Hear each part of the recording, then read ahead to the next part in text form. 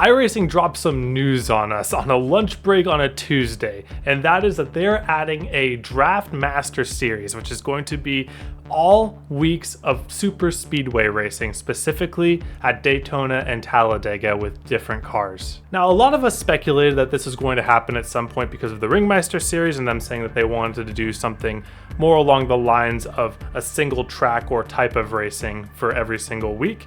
The Draft Master, the Superspeedway racing did seem like the next place to go, but the fact that we're actually getting it after all these years of people asking for it is just insane. So I wanted to go over the schedule, talk about what the layout of the racing is, what the racing is going to be like in these races, and what to expect, and even some strategy, because spoiler alert, these races are going to pan out a lot like the ARCA Superspeedway races. And you know who knows a lot about ARCA races? Yeah, let's get to it. So the Draftmaster series, first off, is going to be a completely ranked official series, meaning that it's going to affect both your I rating and your safety rating. Now, this will come into play a lot because, as a lot of people know, the Superspeedway races have a very overall negative effect on people's safety rating. So I actually see this as a double good for oval racing and iRacing because of two reasons. One, everyone loves Superspeedway racing. People are going to flock to it. Yeah, it's going to be huge every week. But the thing is, they're going to lose their safety rating at some point. And when they lose their safety rating, watch the participation of regular oval races raise because of this. I think it might actually be a completely beneficial thing to the oval scene. So the series itself is going to be 12 weeks, 6 weeks at Daytona, followed by 6 weeks at Talladega. The Talladega races will be 18 laps, and the Daytona races will be 20 laps.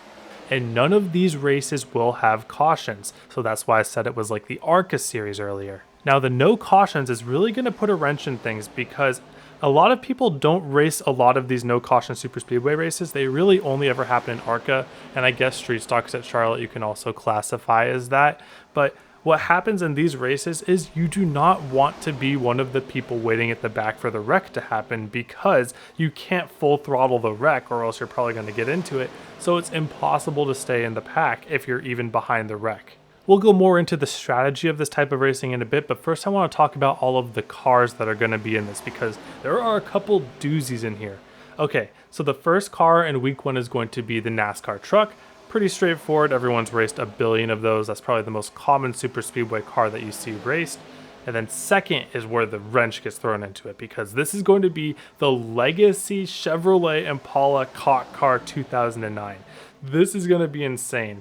The handling of this car is unlike anything else on the Superspeedways. It's going to be a little bit loose, but mostly in control and just super fast, tons of horsepower, but with the restrictor plate, of course. But what is awesome about this is that the vast majority of people in iRacing these days have not been able to drive this car in any official capacity. So this might even be the first time a legacy car has been an official series, which is just crazy to think about. And I really love this decision. You're going to even see me come out for some races for the legacy COT in week 2 at Daytona, because that's how excited I am for it. And if you know me, you know that I'm not the biggest Superspeedway fan, but I know when to be excited for other people, and this is one of those times, and even I'm excited for this COT car inclusion. Week 3 is going to be the Xfinity car. Again, very straightforward. Everyone knows this one. And then week 4 is going to be the 1987, which is a very different type of Superspeedway racing that is a lot more skill driven, a lot more tire management, being able to know how to handle the corners, because it's sometimes not even full throttle. So this is going to really be a test of who can actually wrangle this car, and this might be what sets people apart from other weeks. And then week 5 is going to be Gen 4 Cup. This one's going to be very interesting because Gen 4 Cup, you cannot bump draft in these cars. Similar to the ARCA car, same damage model. Basically, these cars wedge under each other to where bump drafting to any significant capacity is just not possible, or else you're going to spin people out. So this is going to create some very chaotic racing. But from my understanding and my experience, once people understand that you can't bump draft in these cars, it becomes some of the more interesting Superspeedway racing. And then finally, for the last week, is the next gen. And the next gen has some of the craziest Superspeedway racing out of all of these. Runs are probably the biggest in these cars out of any of them. Slam drafting is a thing. You can 2-car tandem, hook up with people. I really love the Superspeedway racing in the next gen, but it is by far the most chaotic and can produce some of the craziest wrecks. So now that we've gone over the cars, I want to talk about how to be successful in these races, because I have kind of a formula down of how I do well in ARCA races at super speedways. I get top fives very consistently, won a couple and all that stuff on high SOFs. But what I like to recommend to people is to learn how to qualify, because qualifying in these short races with no cautions is very important that you control the field. And I really love this for super speedway racing, because the thing that I dislike about super speedway racing is just waiting around, having people just not even be competitive for 90% of the race. I just think that's kind of lame. I just want everybody to be racing. And this environment where you want to be towards the front to avoid wrecks, you want to control the field, I think is where super speedway racing shines the most. So learn to qualify at super speedway races, get yourself towards the front every single race, be one of the people in the first few rows controlling the field, and just give yourself a statistical best odds of avoiding a wreck. Because guess what? If you avoid the big one by being in front of it, that is an automatic top 5, top 7 area type finish. Now, on the flip side to that, there is an alternate B strategy that goes against everything that I just said, and that is for people that are boring but want to raise their I rating and safety rating. If you want to be that guy, I won't stop you, but basically you can hang off the back of these packs in these no caution races, and when a wreck happens, you just slow up for it. You don't try to go through it, you don't try to be a hero, you just take the spots of people wrecking, you get past who you can get past, knowing that you'll never catch up to the lead pack after that, but it's usually good for a solid 10th place finish, which is pretty darn good for a 0x at a super speedway race. So really, these races can become also good for safety rating, but only being 18 and 20 laps at a time, you're really not going to gain much at a time.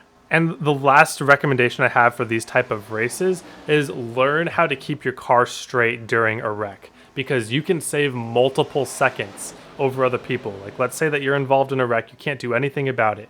But if you get really good at keeping your car straight, even though you're getting involved in the wreck, it can be worth many positions per race. If you're on the top lane and a wreck starts happening, just kind of put yourself in the wall, make sure that you have no opportunity to get spun backwards and lose 10, 12 seconds, because that adds up in these type of no caution races. If you're on the bottom, just learn to dive as low into the apron as possible. The moment that you see a wreck happen in front of you, lower your odds of getting turned around, spun backwards, tangled with another car. This is how you are going to maximize your finishing position in these type of races. But yes, overall, I love the idea for iRacing. I think it's executed very well. I'm not going to participate in it too much because I don't love super speedway racing that much, but I will be there for the COT Impala race. And finally, one more plea to iRacing. Add the super speedway license. Now that we have a weekly offering of super speedway races, super speedway racing should be its own license, because there is no way that you can tell me that super speedway racing has as much in common with intermediate and short track racing as dirt oval racing does. But anyways, what do you guys think of the Draft Master series? Are you going to give it a try? Are you going to become a regular in it? Let me know in the comments below. Alright, thank you all for watching. Hope you have a wonderful day, and I hope to see you all on the track.